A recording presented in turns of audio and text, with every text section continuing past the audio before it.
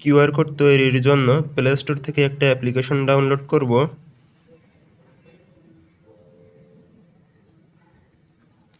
তো এখানে সার্চ করব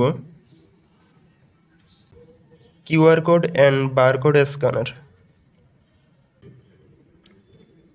এখান থেকে প্রথম অ্যাপ্লিকেশনটা ডাউনলোড করে নেব।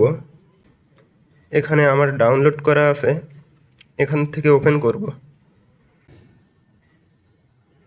অনলি দিস টাইমে ক্লিক করব।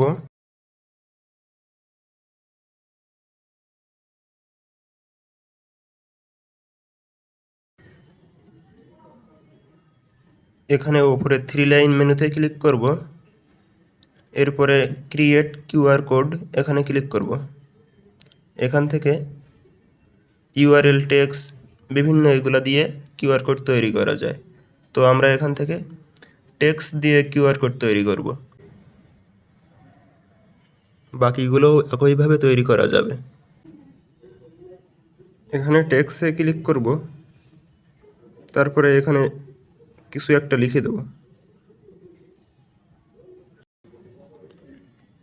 টিক অপশনে ক্লিক করলে কিউআর কোড তৈরি হয়ে যাবে।